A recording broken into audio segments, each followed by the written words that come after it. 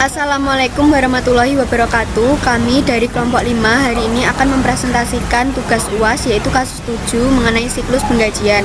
Kami kelompok 5 terdiri dari Karisma Dwi Septayanti, Made Ayu Setiawati, Milinia Puspita Chandra, saya sendiri Poppy Pramawati Ningrum, Sylvia Wulan Agusti Ningrum, dan juga Siti Nur Rahayu. Adapun subbab pembahasan kami yaitu ada 5. Yang pertama pengertian penggajian, yang kedua deskripsi kasus siklus penggajian, yang ketiga flowchart, yang keempat DFD level 0 dan juga DFD level 1, yang terakhir adalah kelemahan dan saran pengembangan sistem. Pengertian penggajian merupakan suatu imbalan yang diberikan kepada seorang atas jasanya yang telah bekerja di suatu instansi atau perusahaan. Berikut kasus 7 siklus penggajian, deskripsinya. Berikutnya adalah flowchart. Flowchart kasus 7 siklus penggajian. Di sini terdapat 5 entitas yaitu pegawai, staf administrasi bagian penggajian, departemen SDM, manajemen, dan juga pemerintah. Dimulai dari pegawai mencatat informasi waktu kerja, lalu menghasilkan dokumen kartu waktu kerja.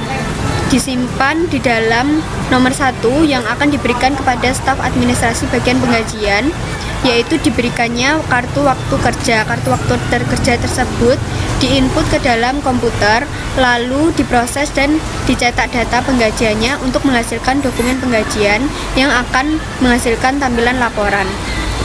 Tampilan laporan tersebut berisi dokumen mengenai cek penggajian dan juga laporan pajak. Cek penggajian akan disimpan dan diberikan oleh pegawai.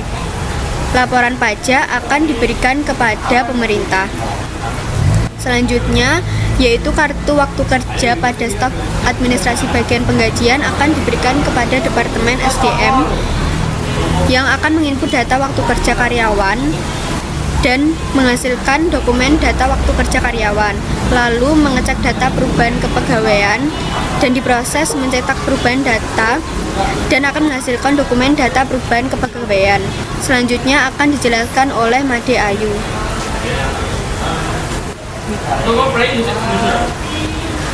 Baik, saya akan melanjutkan penjelasan dari Poppy, yaitu dimulai dari data perubahan kepegawaian.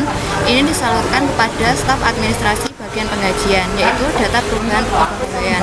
Lalu memproses dan mencetak perubahan data penggajian, lalu dihasilkan laporan penggajian yang disimpan melalui poin 4. Nah, poin 4 ini lalu diserahkan pada manajemen dan menghasilkan laporan penggajian yang isinya adalah potongan asuransi yang dihasilkan oleh yang di dalamnya ada potongan asuransi. Nah, potongan asuransi itu dipotong dari gaji karyawan. Lalu pada bagian pemerintah ini tadi ada laporan pajak yang dihasilkan dari staf administrasi bagian penggajian.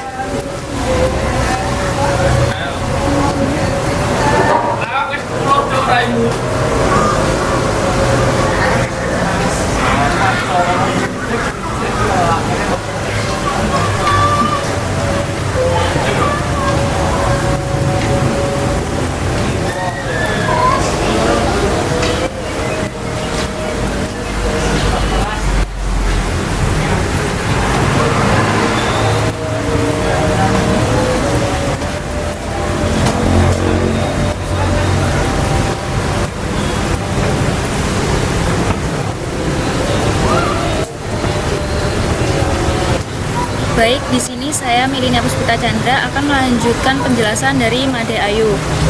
Saya menjelaskan DVD level 0 siklus penggajian. Dimulai dari entitas pegawai menginput kartu waktu kerja dan menghasilkan output cek penggajian. Selanjutnya, staf administrasi bagian penggajian menginput laporan penggajian dan menghasilkan output proses penampilan, mencetak dokumen penggajian, dan cek dan laporan pajak.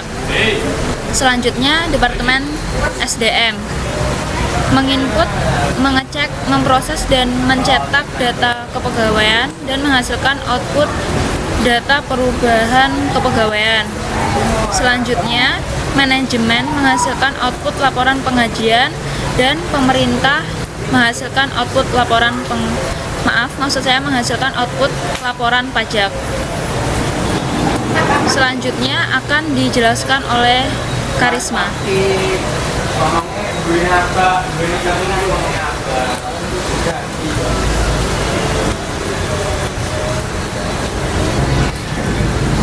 Baik, terima kasih atas waktunya. Di sini saya, Karisma Disukayanti, akan menjelaskan tentang DFD level 1. Untuk DFD level 1, siklus penggajian. Yang pertama dimulai dari pegawai, di mana dari pegawai akan menuntut kartu kerja. Setelah itu akan disimpan pada data kartu kerja. Selanjutnya, kartu kerja akan diberikan kepada staf administrasi bagian penggajian, di mana akan input, proses, tampilkan, cetak dokumen penggajian, cek dan laporan pajak, dan akan disimpan pada data penggajian, cek dan laporan pajak. Setelah itu, laporan pajak akan diberikan kepada pemerintah. Dari input kartu kerja, di mana masukan kartu kerja akan diberikan kepada Departemen SDM, di mana akan melakukan input, mengecek, proses, dan cetak data kepegawaian. Setelah itu akan disimpan pada laporan penggajian. Selanjutnya, data perubahan kepegawaian akan diberikan kepada manajemen. Selanjutnya akan dijelaskan oleh teman saya.